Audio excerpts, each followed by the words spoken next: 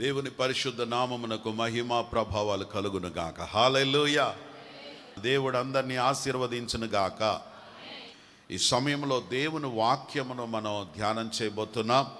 ఈరోజు మన ధ్యానము కొరకు పరిశుద్ధ గ్రంథమైన బైబిల్ నుండి దినవృత్తాంతములు 2వ గ్రంథం 7వ అధ్యాయము 3వ వచనాన్ని చదువుదాం. దేవుని మందిరము మీదికి యెహోవా తేజస్సు నింపబడగా చూచి దేవుని ప్రజలు అందరూ సాష్టాంగ నమస్కారము చేసి యెహోవా దయాళుడు, ఆయన కృప నిరంతరము ఉండును అని చెప్పి ఆయనను ఆరాధించి స్తుతించిరి. దేవుని ప్రజలైనటువంటి వారు దేవుని సన్నిధానములో ఆయనను స్తుతించుచు దేవుని గురించి ఒక చక్కని మాట వారు తెలియజేశారు. వారు సాష్టాంగ నమస్కారము చేసి దేవుని మందిరము మీద ఉన్నటువంటి ఆ తేజస్సును, ఆ మహిమను చూచినప్పుడు వారు సాష్టాంగ నమస్కారం చేసి యెహోవా దయాళుడు, ఆయన దయగలిగిన వాడు, ఆయన కృప, ఆయన దయ నిరంతరము ఉంటుంది అని ప్రభువుని స్తుతించారు. దేనిని బట్టి వారు దేవుని స్తుతించారు అని అంటే, దేవుడు దయాళుడు కాబట్టి. చెప్పండి, దేన్ని బట్టి ఆయన స్తుతిస్తున్నారు? ఆయన దయాళుత్వము, ఆయన దయ, ఆయన కృప, ఆయన కనికరం, ఆయన జాలి. దేవుని యొక్క తేజస్సు చూసినప్పుడు ఎంత భయంకరంగా ఉందంటే, మామూలు నమస్కారం కాదురా బాబు, సాష్టాంగపడి నమస్కారం చేయాలి అన్నంత భీకరమైనటువంటి వాడిగా దేవుడు కనపడుతున్నాడు. ఆయనను తలంచుకున్నప్పుడు ఆయన భీకరమైన వాడిగా, ఆకాశ మహాకాశములు పట్టజాలనటువంటి వాడిగా, దేవుడు తన ప్రజల ఎడల ఆయన దయగలిగిన ఆలోచనలు కలిగినటువంటి వాడు. అందుకనే దినవృత్తాంతాల గ్రంథంలోనే 9వ అధ్యాయము 8వ వచనములో కూడా చూచినప్పుడు, నీ దేవుడైన యెహోవా సన్నిధిని రాజువై ఆయన సింహాసనం మీద రాజుగా ఉండునట్లుగా నీ యందు అనుగ్రహము చూపించిన దేవుడు, నీ దేవుడైన యెహోవాకు స్తోత్రములు కలుగునుగాక. ఇజ్రాయేలు జనాంగమును నిత్యము స్థిరపరుచున్నట్లుగా దయ ఆలోచన నీ దేవునికి కలిగి ఉన్నది. దేవునికి స్తోత్రం. ఇశ్రాయేలు జనాంగాన్ని నిత్యము స్థిరపరుచున్నట్లుగా దయ చూపించే దేవుడై ఉన్నాడు. దేవునికి స్తోత్రం. మన దేవుడు ఎలాంటి దయగలిగిన దేవుడంటే, తన ప్రజలను, తనను నమ్మిన బిడ్డలను, తనను ఆశ్రయించినటువంటి వారిని, దేవుని ప్రేమించే వారిని, దేవుని మార్గములో జీవించే వారిని, ఎన్ని శ్రమలు ఆటంక శోధనలు కలిగినా కూడా ఆయనను వెంబడిస్తున్న దైవ భక్తులు ఎవరైతే ఉన్నారో వారి జీవితాలను నిత్యము స్థిరపరుచుటలో దయగలిగిన దేవుడై ఉన్నాడు. దేవునికి స్తోత్రం. ఆయన దయా ఆలోచన, చెప్పండి, ఏ ఆలోచన? దేవుని యొక్క ఆలోచన ఎలాంటిదంటే దయతో కూడిన ఆలోచన అయి ఉంటుంది.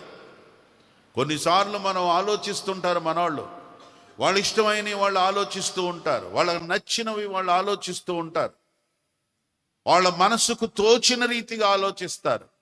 మన దేవుడు అలాంటి వాడు కాదు. మన దేవుడు ఎప్పుడు మన ఎడల ఏ విధముగా దయ చూపించగలడో ఆ విధంగానే ఎప్పుడు ఆలోచిస్తాడు. స్తోత్రం చెప్పండి, హల్లెలూయా. దయ చూపించడానికి, కనికరము చూపించడానికి ఏ సందర్భంలో వీరి ఎడల దయ చూపించాలి, ఏ సందర్భంలో కనికరం చూపించాలి, ఏ సందర్భంలో కృప చూపించాలి, ఏ విధముగా వీరి జీవితాలను స్థిరపరచాలి, బలపరచాలి, నడిపించాలి, ఆశీర్వదించాలని నిత్యము దయతో ఆలోచించే దేవుడై ఉన్నాడు. స్తోత్రం. అందుకనే ప్రజలు, దేవుడు తన ప్రజల కోసం ఒక రాజుని ఇచ్చినందుకు వారు దేవుణ్ణి స్తుతిస్తున్నారు. దేవా, నీ దయాలోచన ఎంత గొప్పది నాయనా. ఇశ్రాయేలు జనాంగానికి ఒక రాజు అనేవాడు లేకుండా, నాయకుడు అనేవాడు లేకుండా ఉండకుండా ఒక రాజును ప్రసాదించి, ఒక రాజ్యాన్ని ఇచ్చి, ఒక ప్రజగా మమ్మల్ని నిలబెట్టి, ఒక దేశముగా మమ్మలను స్థిరపరిచి, ఎంత గొప్ప ఆలోచన దేవా మీది. స్తోత్రం. ఎంత దయాలోచననైనా మాకు ఒక నాయకుడిని ఇవ్వడం, మమ్మల్ని నడిపించడం, మమ్మలను ముందుకు తీసుకొని వెళ్ళడం, మా జీవితాలను స్థిరపరచడం, ఇది ఎంత గొప్ప దయాలోచన. ఒక వ్యక్తి జీవితంలో దేవుడు ఎప్పుడు ఆలోచించేది ఎలాగ ఆలోచిస్తాడు చెప్పండి?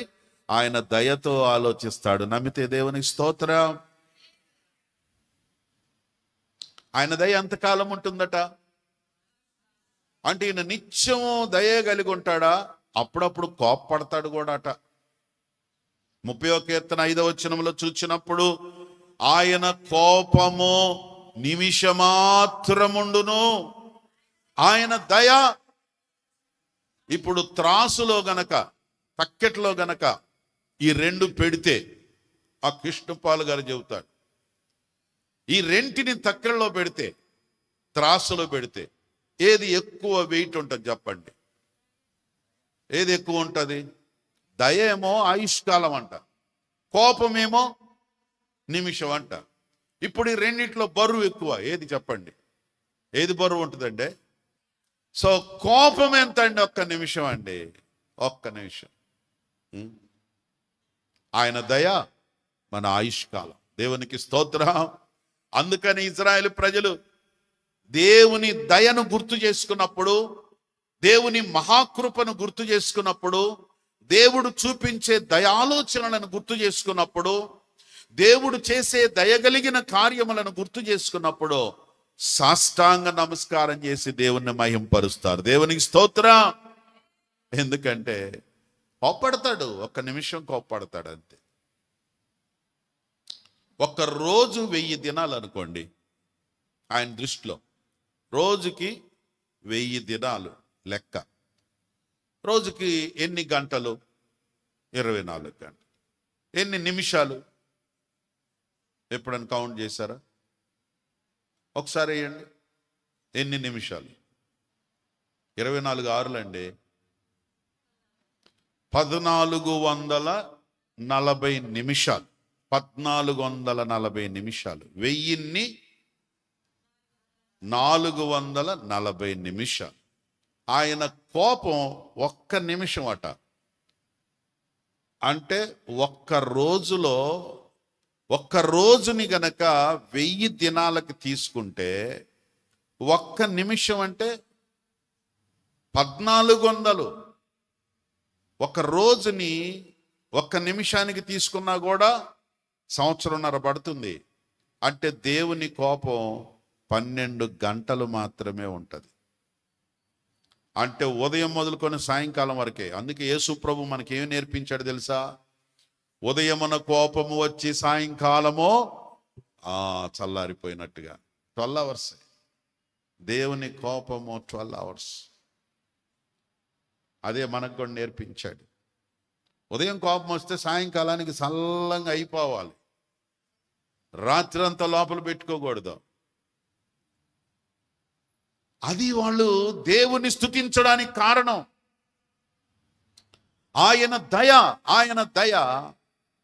ఆయన దయ ఆయుష్కాలం ఉంటుంది. ఎప్పుడో ఒక 12 గంటలు. అది ఎప్పటికి? 3 సంవత్సరాల్లో ఒకసారి.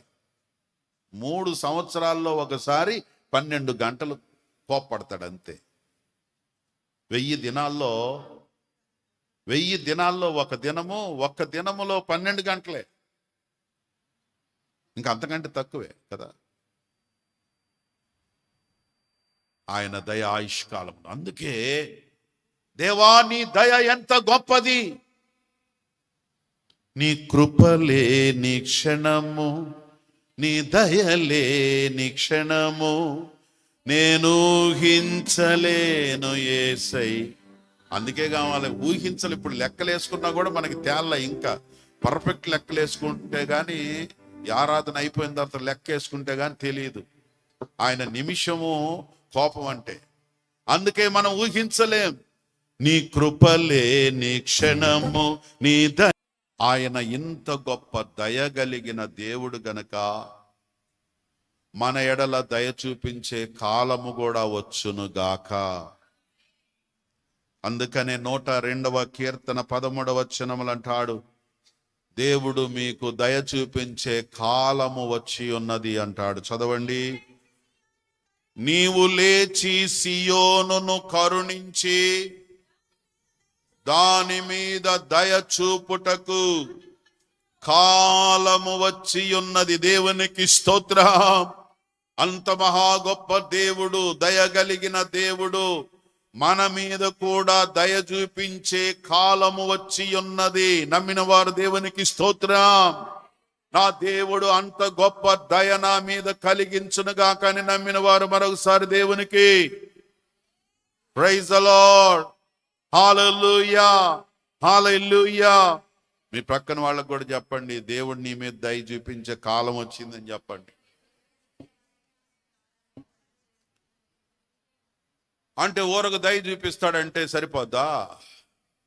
ఎవరెవరి మీద దేవుడు దయ చూపిస్తాడు, ఎలా ఉంటే దేవుడు దయ చూపిస్తాడు? దేవుని వాక్యములో చూచినట్లయితే ఎవరైతే శుద్ధమైన హృదయము కలిగిన వారిగా ఉంటారో వారి ఎడల దేవుని యొక్క దయ ఆయుష్కాలం అంతా కూడా ఉంటుంది. 73వ కీర్తన 1వ వచనాన్ని చదివినట్లయితే, ఇశ్రాయేలు ఎడల శుద్ధమైన హృదయము కలిగిన వారి ఎడల నిశ్చయముగా దేవుడు దయాళుడై ఉన్నాడు. వాక్యమును నమ్మి దేవునికి స్తోత్రం. శుద్ధమైన హృదయము కలిగినటువంటి వారి ఎడల దేవుడు దయాళుడు, దయ చూపించే దేవుడై ఉన్నాడు. అనగా శుద్ధమైన హృదయము కలిగి ఉన్నట్లయితే వారి మీద దేవుని యొక్క దయ మరి ఎక్కువగా ఉంటుంది. దేవుడు అందరి ఎడల దయ చూపించేవాడు, కానీ మరి ఎక్కువగా గమనించినట్లయితే ఎవరైతే శుద్ధమైన హృదయమో, యథార్థమైన హృదయమో, పవిత్రమైన హృదయమో, పరిశుద్ధమైన హృదయమో ఎవరైతే కలిగి ఉంటారో వారి మీద దేవుని దయ, ఆయన కనికరము నిలిచి ఉంటుంది. దేవునికి స్తోత్రం. దేవుని యందు విశ్వాసముంచి దేవుని మార్గములో నడుచుకుంటూ ప్రభువైన యేసుక్రీస్తు వారిని మన రక్షకుడిగా అంగీకరించి మన హృదయములో ఎటువంటి కల్మషము లేకుండా, హృదయములో ఎటువంటి పాపము దోషములు లేకుండా యథార్థమైన జీవితాన్ని, పవిత్రమైన నిష్కళంకమైన ఏ దోషము లేని హృదయాన్ని ఎవరైతే కలిగి ఉంటారో వారి మీద దేవుడు దయ చూపించే దేవుడై ఉన్నాడు. దేవునికి స్తోత్రం. అందుకే విలాప వాక్యముల గ్రంథం 3వ అధ్యాయము 25వ వచనములో చూస్తే, ఎవరైతే దేవునిని వెదుకుచూ ఉంటారో, అనగా హృదయములో దేవునికే ప్రాముఖ్యతనిస్తారో, దేవుని విషయాలను వెదుకుచూ ఉంటారో, దేవుని విషయాలలో మరి ఆయనకే ప్రాముఖ్యతనిస్తూ ఉంటారో, పవిత్రతకు పరిశుద్ధతకు ఎవరైతే ప్రాముఖ్యముగా అవకాశం ఇస్తూ ఉంటారో వారి హృదయముల ఎడల దేవుడు దయ చూపించే దేవుడై ఉన్నాడు. దేవునికి స్తోత్రం. శుద్ధ హృదయముతో ఆయనని ఎవరైతే వెదుగుతూ ఉంటారో, ఆయనను వెంబడిస్తూ ఉంటారో, వారి ఎడల దేవుడు దయ చూపిస్తాడు. మనందరము కూడా ఎలాంటి పరిస్థితులు వచ్చినా యథార్థమైన హృదయంతో దేవుని వెదుగుతూ ఉన్నాం. మన హృదయమును నిష్కళంకంగా ఉంచుకుంటూ ఉన్నాం. దేవుడు తన దయ చూపిస్తున్నాడు. అందుకే యేసుక్రీస్తు వారు మత్తయి సువార్త 5వ అధ్యాయం 8వ వచనములో చూచినప్పుడు, హృదయ శుద్ధి గలవారు ధన్యులు, వారు దేవునిని, ప్రైజ్ ది లార్డ్, హల్లెలూయా. దేవుణ్ణి చూడటం అంటే ఏంటన్నమాట? దేవుణ్ణి చూడటం అంటే నాకు దేవుడు కనపడ్డాడు, దిష్టాంతరంగా ఉన్నాడు, తెల్ల జుట్టు వేసుకున్నాడు, తెల్ల గడ్డం వేసుకున్నాడు, ముసలాయన్లా కనపడ్డాడు అని చెప్పి కొంతమంది చెప్తూ ఉంటారు. మంచిది, దేవుడు వాళ్ళకి అలా కళల్లో కనపడ్డాడు. నేనంటాను, హృదయ శుద్ధి గలవారు దేవుణ్ణి చూస్తారు అంటే దాని అర్థం దేవుని ప్రేమను చవి చూస్తారు. దేవునికి స్తోత్రం. దేవుని కనికరాన్ని చూస్తారు, దేవుని దయను చూస్తారు, దేవుని ఆశీర్వాదాలు చూస్తారు, దేవుని ఉద్దేశములను చూస్తారు, దేవుని యొక్క మహిమను చూస్తారు, దేవుని కార్యాలు చూడగలుగుతారు. దేవునికి స్తోత్రం. హృదయ శుద్ధి గలవారు ధన్యులు. ఏమిటి వారి ధన్యత అంటే దేవుణ్ణి చూడగలుగుతారు. ప్రతి విషయములో దేవుణ్ణి చూడగలుగుతారు, ప్రతి సందర్భములో దేవుణ్ణి చూడగలుగుతారు, ప్రతి వ్యక్తిలో ఉన్న దేవుణ్ణి చూడగలుగుతారు. హృదయ శుద్ధి ఉన్నవాడు, హృదయములో కల్మషం ఉన్నవాడు, హృదయములో పాపము చేత, హృదయం అంతా కూడా మలినము చేత నింపబడినటువంటి వాడు దేవుణ్ణి చూడలేడు, దేవుణ్ణి చూడలేడు, దేవుణ్ణి చూడలేడు. ఎందుకంటే అతని హృదయం అంతా దేనితో నింపబడింది? కల్మషముతో నింపబడింది. ఉదాహరణకి మున్సిపాలిటీ అది డస్ట్ బిన్ ఉంటుంది కదా, అక్కడికి వెళ్ళినప్పుడు చాలా మంచి ఏ వాసన వస్తుంది? మంచి దుర్వాసన వస్తుంది కదా. ఎందుకు అలా వస్తుంది? దానిలో ఏమి నిండిపోయింది? చెత్త చెదారం, మస్టు, మలినం అంతా నిండిపోయింది. హృదయం నిండా నిండిపోయింది కనుక ఏమొస్తుంది? అందులో నుంచే రాసు. అదే ఒక పువ్వుల తోటలో నడుస్తూ వెళుతున్నావు అనుకో, అలా ఉంది. అసలు నీ ప్రయాణం సాగనే సాగదు. అందులో ముఖ్యంగా స్త్రీలకి పూలు తోటలో నడుస్తున్నారు అనుకోండి, ఆ పూలు చూడగానే దాని దగ్గరికి వెళ్ళి ఆహా అని ఆస్వాదించి దాన్ని నెత్తి మీద ఉంచకుండా తప్పని తుంచినోడు తుంచినట్టు ఉంచకుండా ముక్కు దగ్గర పెట్టి వాసన చూసి వాసన తోడు ఆహా అనుకొని కొప్పులో ఎట్టి చెట్టు మీద కాస్త కొప్పులో ఎక్కి కూర్చుంటుంది. పువ్వులంటే అంత ఇష్టం కదా, దాని వాసన అంటే నేను ఎక్కడికి వెళ్ళినా కూడా ఈ పువ్వులో ఉన్న వాసన అందరికీ రావాలని అది ఇష్టపడతారు. హృదయము నిండిన దానిని బట్టే మనుషుడు మాట్లాడుతూ ఉంటాడు. అందుకనే హృదయంలో ఏమి నింపుకోవాలి తెలుసా? పరిశుద్ధతను నింపుకో. దుష్టత్వం, మలినం అంతా కూడా తొలగించుకుంటూ యథార్థమైనటువంటి ఆ హృదయముతో నింపబడినప్పుడు ధన్యుడైపోతావు. కారణం ఏంటంటే ప్రతి వ్యక్తిలో, ప్రతి శక్తిలో, ప్రతి సందర్భంలో, ప్రతి పరిస్థితుల్లో కూడా దేవుడు కనబడతా ఉంటాడు. దేవునికి స్తోత్రం. దేవుని దయ, దేవుని ప్రేమ, దేవుని కనికరం కనబడుతూ ఉంటాయి. హృదయ శుద్ధి గలవాడు దేవుని చూస్తాడు. మనం చూసినప్పుడు 73వ కీర్తన ఆసాపు రాశాడు. ఆసాపు అనేటువంటి వ్యక్తి దేవుని మందిరములో గొప్ప పరిచారకుడు, దేవుని మందిరం కీర్తనకారుడు, ఆరాధికుడు, మ్యూజిషియన్. అందరిని సమకూర్చి కోయర్ అండ్ ఆర్కెస్ట్రా నడిపించేటువంటి వ్యక్తి చాలా శుద్ధ హృదయంలో ఉంటాడు. అందుకే ఆయన అంటాడు, శుద్ధ హృదయుడలా దేవుడు దయ చూపిస్తాడు. దేవునికి స్తోత్రం.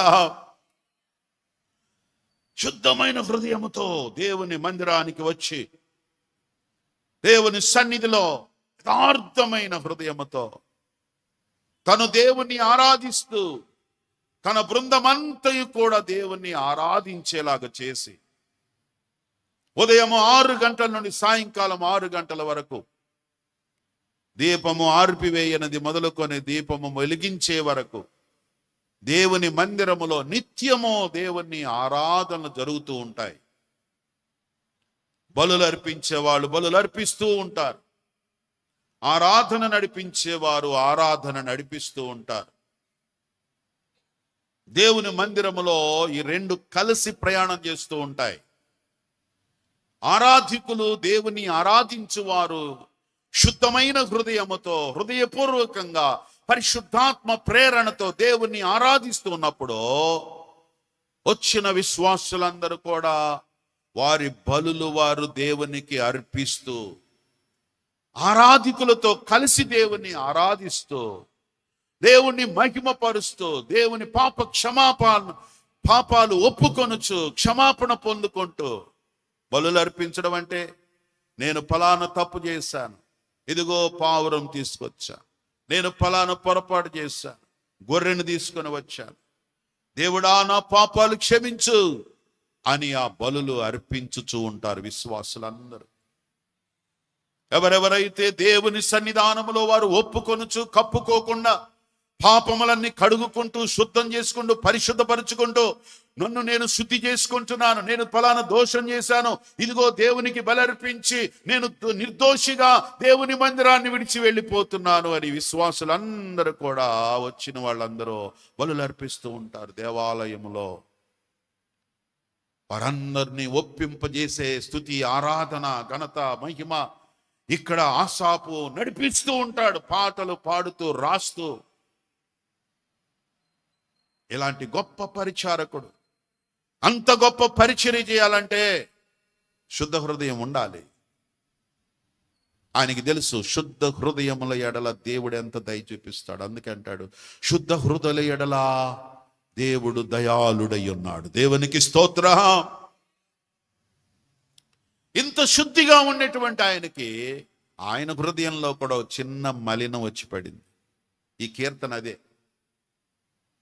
ఆయనట దేవుణ్ణి ఆరాధిస్తూ ఉన్నప్పుడు దేవాలయానికి మందిరానికి వచ్చుచున్నటువంటి వాళ్ళు చాలా మంది ఏదో గర్వంగా ఇవ్వాలి కాబట్టి ఇవ్వాలి, రావాలి కాబట్టి రావాలి, వచ్చాం కాబట్టి బలి ఇవ్వాలి అనుకొని పరిశుద్ధత లేకుండా పవిత్రత లేకుండా పాపిగానే వచ్చి పాపిగానే వెళ్ళిపోతూ వాళ్ళని చూస్తుంటే ఏంట్రా వీళ్ళు వచ్చారు కానీ సుఖం లేదు, వచ్చిన వాళ్ళు వచ్చినట్టే పోతున్నారని చూస్తున్నాడు. అలాగే వాళ్ళ జీవితాలు ఏమైనా భక్తులకు ఉండే కష్టాలు వాళ్ళకు ఉన్నాయా అంటే వాళ్ళకి లేవు, భక్తులకు ఉండే శోధనలు ఉన్నాయా అంటే వాళ్ళకి లేవు, భక్తులకేమో కష్టాలు ఉన్నాయి వాళ్ళకి కష్టాలు లేవు. ఇవన్నీ చూసినప్పుడు అనుకున్నాడు 13వ వచనంలో అంటాడు, నేను శుద్ధిగా ఉండడం ప్రయోజనం ఏంట్రా నాయనా అనుకుంటున్నాడు. తన పరిశుద్ధత మీదే ఒక చిన్న ఆలోచన వచ్చింది. నేను యథార్థంగా ఉంటున్నాను, పవిత్రంగా ఉంటున్నాను, పరిశుద్ధంగా ఉంటున్నాను, హృదయములో శుద్ధిగా ఉన్నాను. కానీ హృదయములో శుద్ధి లేని వాళ్ళంతా ఇష్టం వచ్చినట్టు జీవిస్తున్నారు. ఏంటి మనకంత ప్రయోజనం అని మనస్సులో అనిపించి ఆ తర్వాత అంటాడు, ఏమిటి నేనేనా ఇలాగ ఆలోచిస్తుంది? నేను నిత్యము శుద్ధిగా ఉంటూ పరిశుద్ధంగా ఉంటూ యథార్థంగా ఉన్న నేనేనా ఇలాంటి ఆలోచన చేస్తున్నాను? తప్పు తప్పు తప్పు అని మళ్ళా ఆ హృదయంలో ఉన్నటువంటి మత్సను కడిగేసుకుంటున్నాడు. దేవునికి స్తోత్రం. దేవుడా నేను అనవసరంగా ఇలా అనుకున్నాను నాయన, తప్పే బాబు. ఈ 73వ కీర్తన అంతా అలా చదువుకోండి. శుద్ధ హృదయుల ఎడల దయ చూపిస్తానని మొదటి వచనంలో చెప్పి 13వ వచనంలోకి వచ్చేసరికి అంటాడు, నేను శుద్ధిగా ఉంటాం పెద్ద ప్రయోజనం లేనట్టుందే అంటాడు. ఆ తర్వాత కొన్ని వచనాల్లోకి వెళితే ఏంటి నేను ఎలా ఆలోచిస్తున్నా, నేనెంత భక్తుడు, నేను ఎంత శుద్ధిగా ఉంటాను, ఏదో చిన్న మచ్చబడిందని నేను అలాగ వెళ్ళిపోతాను ఏంటి? పోను. శుద్ధ హృదయంలోనికి మళ్ళీ వచ్చి తనలో కలిగిన మచ్చను కడిగేసుకొని యథార్థంగా దేవుణ్ణి ఆరాధిస్తున్నాడు. దేవునికి స్తోత్రం. ప్రియ దేవుని బిడ్డలారా, కొన్నిసార్లు మనకు కూడా అలాగే అనిపిస్తుంది. శుద్ధంగా ఉంటే ఏం సుఖం అండి పాస్టర్ గారు, మీరేమో తెగ వాక్యాలు చెబుతుంటారు, మేమేమో అన్న దాని ప్రకారంగానే మేమంతా చాలా భక్తిగా జీవిస్తుంటే భక్తి లేని వాళ్ళందరేమో తెగ రెచ్చిపోతున్నారు. ఏమిటండి అని అనిపించవచ్చు. రెచ్చిపోని గాక. వాళ్ళు ఏమవుతారో రాశాడు ఆయన. వాళ్ళ అంతిమ స్థితి ఏంటో, పరిశుద్ధుల యొక్క అంతిమ స్థితి ఏంటో, పవిత్రంగా ఉండేవాడి పవిత్రత ఏంటో, దాని వలన ప్రయోజనం ఏంటో, వాళ్ళ మీద దేవుడు చూపించే దయ ఏంటో, దేవుడు ఆ యొక్క వ్యక్తి గుర్తించి దేవుణ్ణి గణపరుస్తున్నాడు.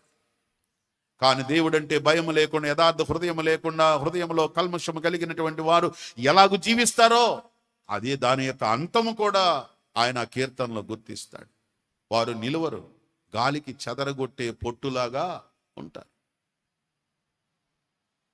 ఎవరైతే శుద్ధ హృదయంతో జీవిస్తున్నారో, దేవుని కొరకు తమను తాము పవిత్రపరుచుకుంటూ దేవుని వాక్యములో ఉదక స్నానము చేయబడినటువంటి వారై పవిత్ర జీవితాన్ని మెయింటైన్ చేస్తున్నారో, అట్టి వారి ఎడల దేవుడు కనికరం చూపించే దేవుడై ఉన్నాడు. దేవునికి స్తోత్రం.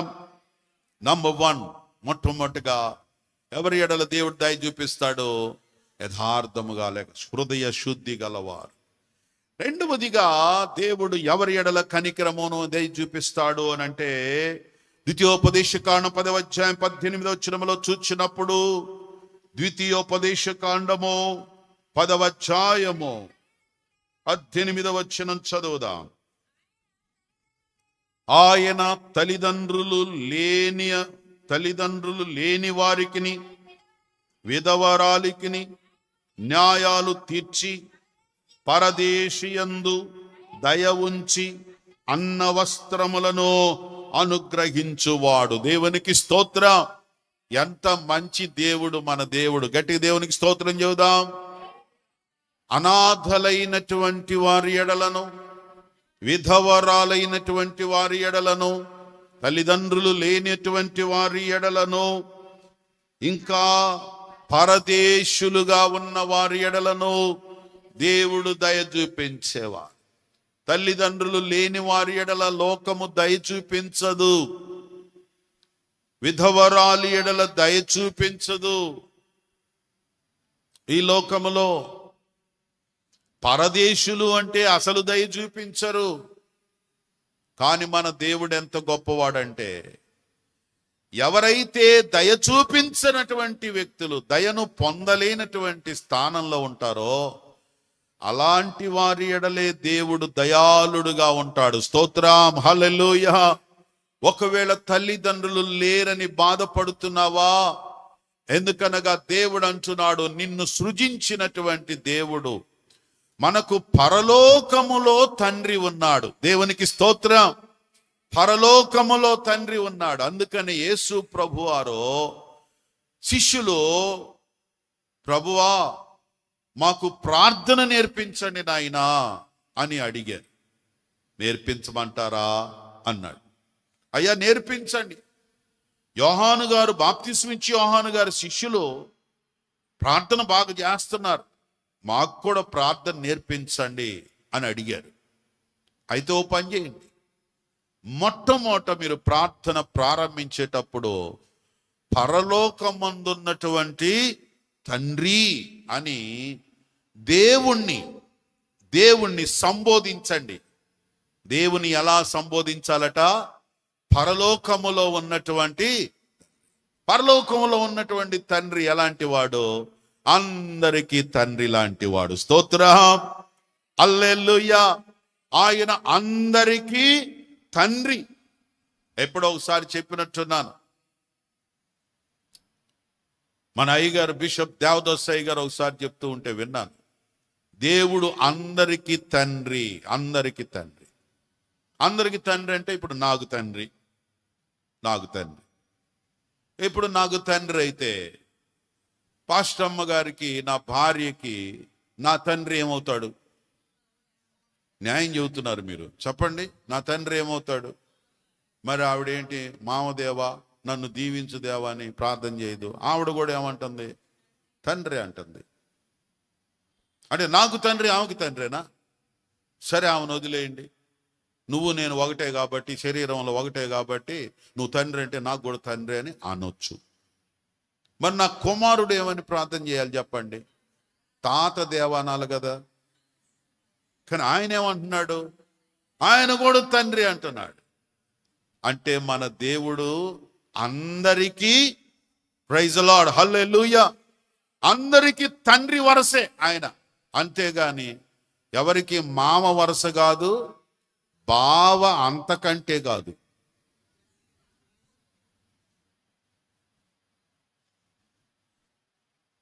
మామా రావా, బావా ఏలుకోవా, ఇదేం లేదు. ఆ వరసలు లేవు మన దేవుడికే. మన దేవుడికి అందరికీ తండ్రి లాంటి వాడు. చప్పళ్ళు కొట్టి దేవుని నామాన్ని మహిమపరుద్దాం. విధవరాలకి దేవుడే, విధవరాలకి తండ్రే, అనాథలకు తండ్రే, విడవబడిన వారికి తండ్రి, తండ్రి లేని వారికి తండ్రి, తల్లి లేని వారికి తండ్రి, అందరికి తండ్రి అయి ఉన్నాడు.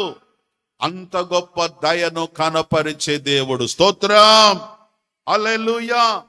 అందుకనే తండ్రికి మొర్ర పెట్టుకుంటే ఆయన దయ చూపిస్తాడు. ఆ తండ్రికి మొర్ర పెట్టుకునే ఆ లక్షణం మనకుంటే దేవుడు దయ చూపిస్తాడు. అందుకనే 86వ కీర్తన 5వ వచనములో, ఆయనకు మొర్ర పెట్టు వారి ఎడల ఆయన దయ చూపించే దేవుడై ఉన్నాడు. నువ్వు ఎవరివైనా సరే, ఎలాంటి వాడివైనా, ఏ రిలేషన్లో ఉన్నా కూడా దేవునికి మొర పెట్టుకొని తండ్రి అని నువ్వు పిలిస్తే చాలు. ఆల్రెడీ ఆయన మనకు తండ్రిగానే ఉండాలని కోరుకుంటున్నాడు. తండ్రిగా దయ చూపించే దేవుడు. దేవునికి స్తోత్రం. మనము గమనించినట్లయితే ఒక అనాథ బిడ్డ అయినటువంటి ఎస్తేరును దేవుడు ఎంతగా కనికరించాడు. ఎస్తేరు గ్రంథం మీరు ఎప్పుడన్నా చదువుకోండి. 2వ అధ్యాయము 9వ వచనంలోను, 15వ వచనంలోను, 17వ వచనంలోను, 5వ అధ్యాయము 2వ వచనం, 7వ వచనంలో కూడా చూసినప్పుడు ఎస్తేరు ఎడల జనులు ఆమె ఎడల కనికరమును దయ చూపించారు.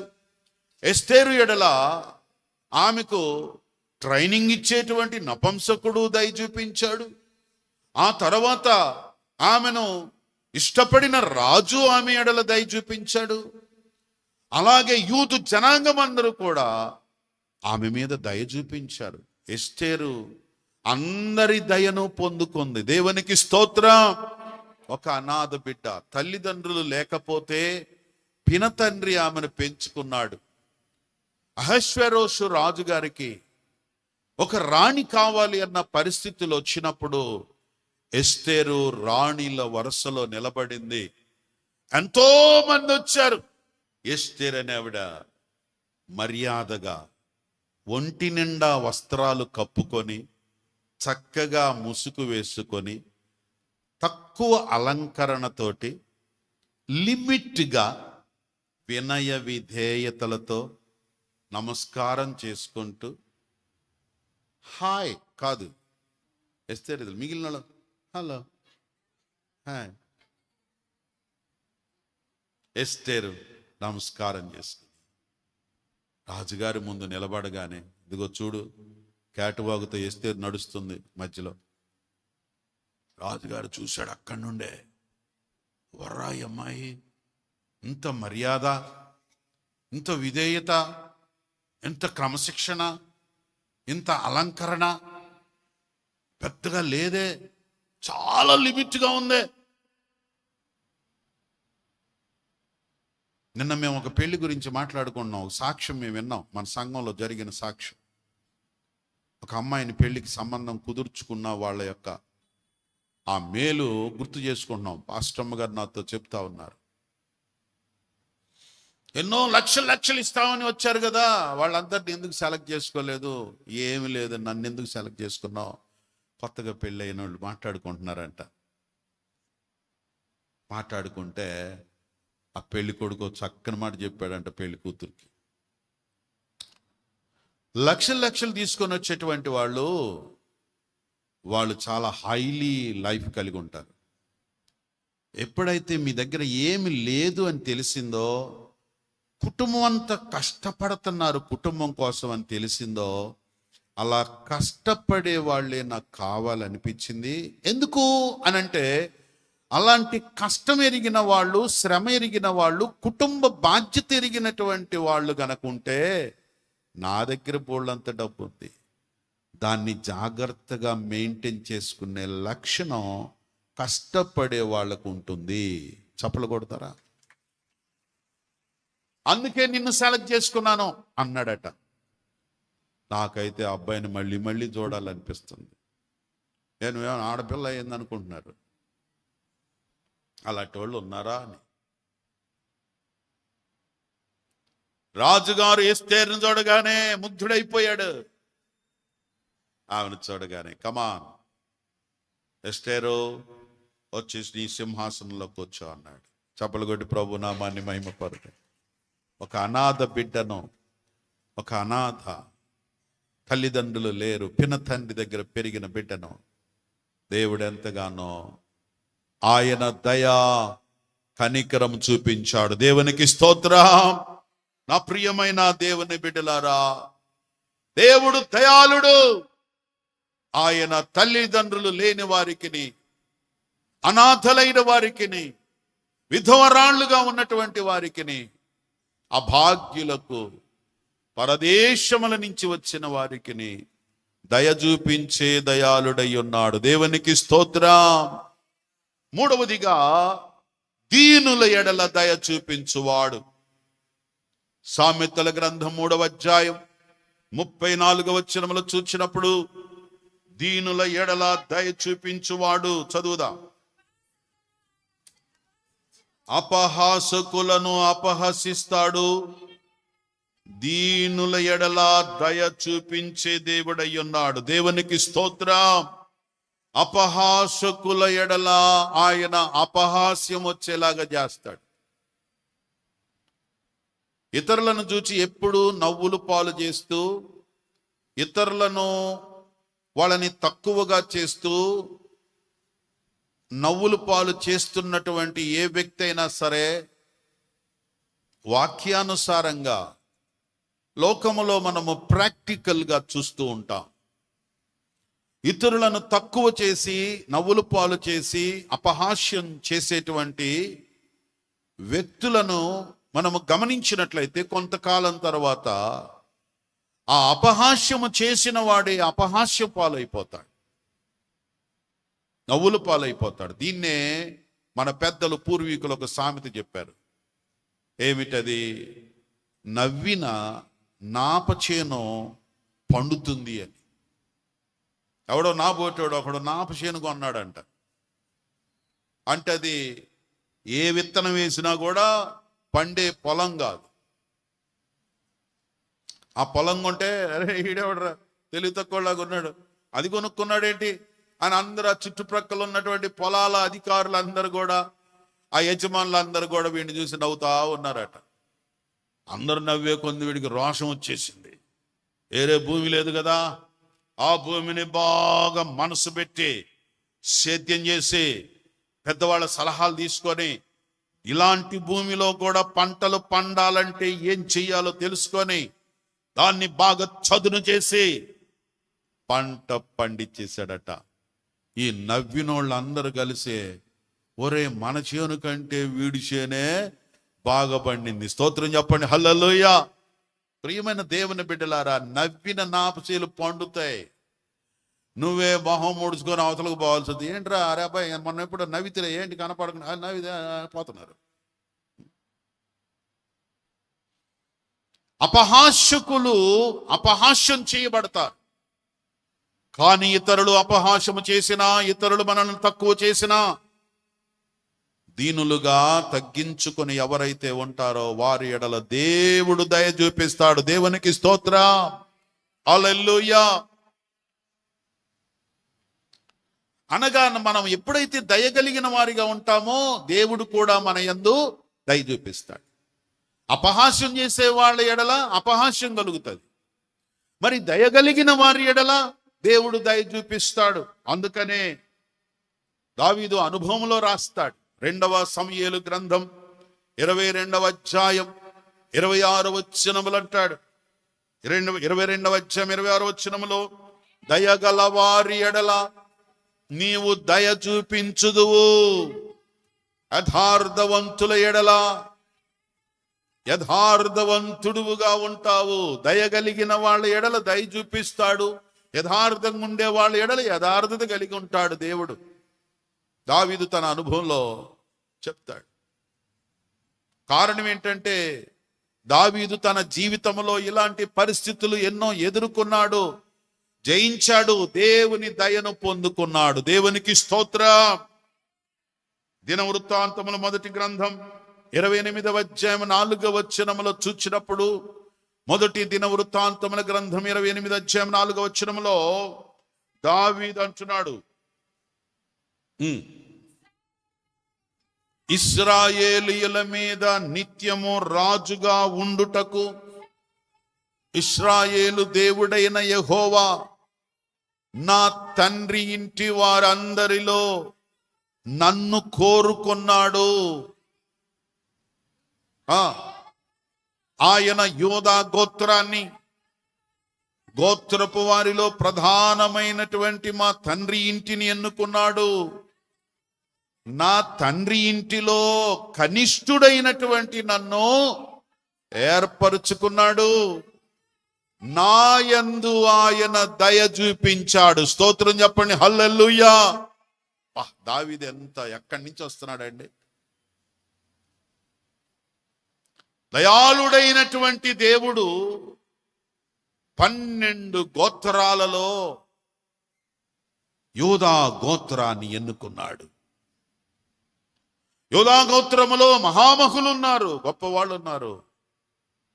కానీ ప్రధానంగా నా తండ్రి అయిన యెషయి కుటుంబాన్ని దేవుడు ఎన్నుకున్నాడు. యెషయి కుటుంబంలో కూడా కనిష్ఠుడను 8వ వాడనైన నన్ను ఆయన ఏర్పరుచుకొని నా ఎడల దయ చూపించాడు. దేనికో తెలుసా? ఇంత గొప్ప జనాంగము, దైవీకమైన జనాంగము, పవిత్రమైన జనాంగము, ప్రతిష్ఠితమైన జనాంగము, దేవుడు ఏర్పరుచుకున్న జనాంగము, దేవుని రాజ్య సంబంధులైనటువంటి జనాంగం, ఇలాంటి గొప్ప జనాంగానికి రాజుగా ఉండటానికి ఎక్కడో గొర్రెలు కాసుకునే నన్ను ఆయన దయా చూపించి నన్ను ఇక్కడ తీసుకొచ్చాడు. దేవునికి స్తోత్రం. ఎంత గొప్ప దేవుడు! ఎవరి ఎడల దేవుడు దయ చూపిస్తాడు? దీనుల ఎడల, దీనుల ఎడల. దావీదు చరిత్ర ఎప్పుడో నేను ఒకసారి చెప్పాను అనుకుంటా. దావీదు యొక్క తండ్రి యెషయి బెత్లెహేములోనే చాలా పేరెన్నిక కలిగిన వ్యక్తి. గ్రామ పెద్దలలో ఒకడుగా ఉన్నాడు. ఆ పెద్దలలో ఒకడుగా మంచి పేరు తెచ్చుకుంటున్నాడు. బెత్లెహేములోనే యెషయి మంచి పేరు తెచ్చుకుంటూ ఉంటే మిగిలిన వాళ్ళకి కడుపు మండిపోతుంది. అందరూ ఈయన్నే మెచ్చుకుంటున్నారు ఏంటి అని. ఏ నేరం మోపి ఇతని పదవి ఓడగొట్టాలా అని చూస్తున్నారు.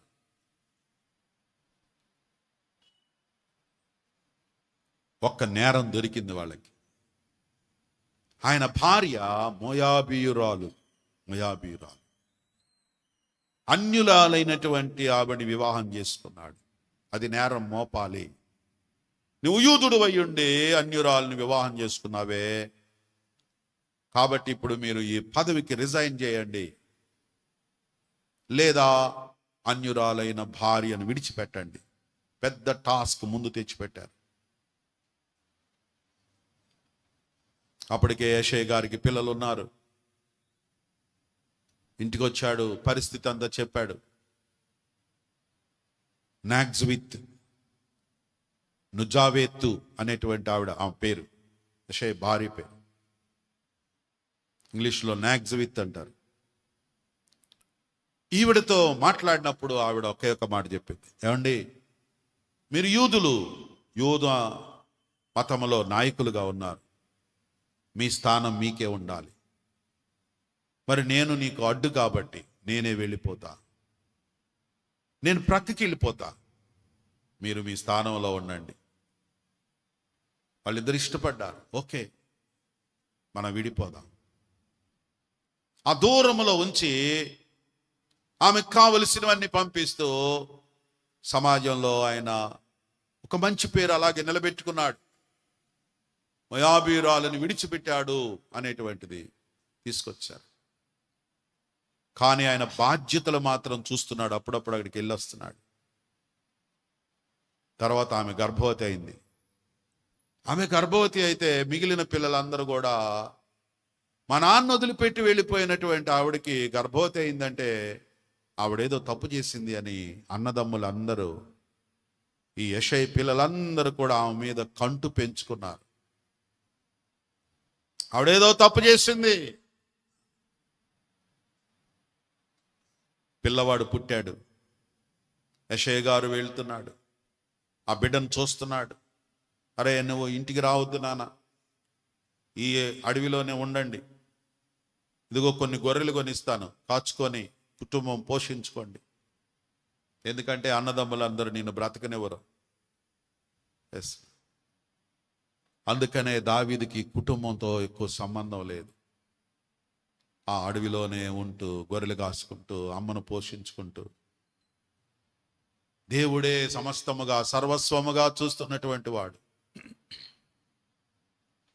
అందుకే ఆయన నా ఆశ్రయము, నా కోట, నా తండ్రి, సమస్తము ఆదుకునేవాడు. ఇక అన్ని దేవుడి మీదే చూస్తుంటాడు ఆయన. ఎందుకంటే తండ్రి దూరంగా ఉన్నాడు, అన్నదమ్ములందరూ దూరంగా ఉన్నారు. ఆ విధంగా పెరుగుతున్నటువంటి దావీదు యవనస్తుడయ్యాడు. దేవుని తరపున నిలబడి గొప్ప గొప్ప కార్యాలు చేస్తున్నాడు. మందలోనికి వచ్చిన గొర్రెలను కాపాడడానికి సింహాలు వచ్చిన, ఎలుగుబంట్లు వచ్చిన మహాబలుడైపోయాడు, మహావీరుడైపోయాడు. యవన కాలంలోనే ధీరుడుగా జీవిస్తున్నాడు. సమూయేలు భక్తునితో దేవుడు చెప్పాడు, యెషయా కుటుంబంలో నేను ఒక కుర్రవాడిని రాజుగా చేయబోతున్నాను అన్నాడు. అప్పటికే 7 పిల్లలు ఉన్నారు. యెషయా గారు ఆ 7 కూర్చోబెట్టాడు. దావీదుని మాత్రం పిల్లలే. భక్తుడు అన్నాడు, సమూయేలు గారు, ఈ 7 రాజు కనపట్టలేదండి, దేవుడు నాకేమి ఇండికేషన్ ఇవ్వట్లేదు, ఇంకున్నారా నీకు పిల్లలు? యెషయా గారు నోట్లో నీళ్ళు ఏదో అంటారే, నీళ్లు నములుతున్నాడు. ఎందుకంటే ఆ పిల్లవాడు ఇప్పుడు నా పిల్లవాడని వీళ్ళందరి ముందు చెప్పాలి. చెబితే ఇప్పటి వరకు మా అమ్మ తప్పు అనుకుంటారు, ఇప్పటి నుంచి ఎవరు తప్పు అనుకుంటారు? మాకు తెలియకుండా నువ్వే ఆడికి వెళ్ళావా, అట్టటోడు ఎట్టటోడు అంటారు. నీళ్ళు నవ్వులుతున్నాడు. మరి ఇప్పుడు దైవ సేవకుడు ఉన్నాడు, ఇక నవ్వటానికి ఏం లేదు, విషయం చెప్పాల్సిందే. అయ్యా నాకు ఒక కుమారుడు ఉన్నాడు. ఎక్కడున్నాడు? వాడు అడవిలో వాళ్ళ అమ్మ దగ్గర ఉన్నాడు. అలాగా అని పిలిపించండి. వచ్చాడు. నేను ఏర్పరుచుకున్నవాడు ఇతడే, దేవునికి స్తోత్రం. ఆయనకి ఆశ్చర్యం అయిపోయింది దావీదుకి. అరే దావీదు, నువ్వు ఇశ్రాయేలు ప్రజలకు రాజు అవుతావాడు. నేనేంటి రాజా? మా నాన్న వదిలిపెట్టాడు, మా అన్నదమ్ములు అందరూ కనబడితే తన్నెలాగున్నారు, బిక్కుమని బతుకుతున్నాను, కనబడకుండా జీవిస్తున్నాను, ఏమని ఎందుకులే వాళ్ళని బాధ పెట్టమనుకున్నాను, నేను ఎక్కడో ఒంటరిగా ఉంటున్నాను, ఏదో అడవిలో ఉంటున్నాను, ఏదో గొర్రెలు కాచుకుంటున్నాను, నేను ఇశ్రాయేలు ప్రజలకు రాజునా? ఆయనకే అర్థం కాదు. అక్కడ ఉన్న 7 కూడా అనుకున్నారు, అరే మనం వీరులం, సూర్యులం, ఇంద్రులు, చంద్రులు అనుకున్నాం. ఆయన గొర్రెలు కాసుకునేవాడిని దేవుడు రాజుగా చేశాడా? గొప్పోడు దేవుడు. దేవునికి స్తోత్రం చెప్పండి, హల్లెలూయా. అందుకే దావీదు అంటాడు, యోధా గోత్రం ఎక్కడా? ఆ గోత్రములో మా తండ్రి కుటుంబం ఎక్కడా? ఆయన ఎంతో ఘనమైన పీఠం మీద కూర్చొని అందరికీ న్యాయం తీర్చేవాడు. అలాంటి కుటుంబంలో నేనెక్కడో అడవిలో కూర్చొని గొర్రెలు కాచుకుంటున్నటువంటి వాడిని కనిష్ఠుడైన నన్ను నా దేవుడు ఎన్నుకుని ఏర్పాటు చేసుకున్నాడు. దేవునికి స్తోత్రం. ఆయన నా యందు దయ చూపించాడు. స్తోత్రం చెప్పండి, హల్లెలూయా. పరిశుద్ధాత్మ దేవుడు మన అందరితో మాట్లాడి ఉన్నారు. నా ఎడల కూడా దయ చూపించు ప్రభువా. దయ చూపించే కాలము వచ్చి ఉన్నది. కళ్ళు మూసుకొని ప్రార్థన చేద్దాం. ప్రియుడువైన మా దేవా, నీకు స్తోత్రాలు. శుద్ధమైన హృదయము కలిగినటువంటి నిర్దోషమైన చేతులు కలిగిన వారి ఎడల దయ చూపించువాడా, విడవబడిన వారు తల్లిదండ్రులు లేనటువంటి అనాథలను పరదేశులను ఎడల దయ చూపించువాడా, దీనులను దయగల వారి ఎడల దయ చూపించేటువంటి దేవానికి స్తోత్రాలు. మా మీద కూడా దయ చూపించి మీ దయలో మమ్మలను వర్ధిల్ల చేయండి. యేసు దివ్య నామమున స్తుతించి ప్రార్థించి వేడుకుంటున్నాము తండ్రి.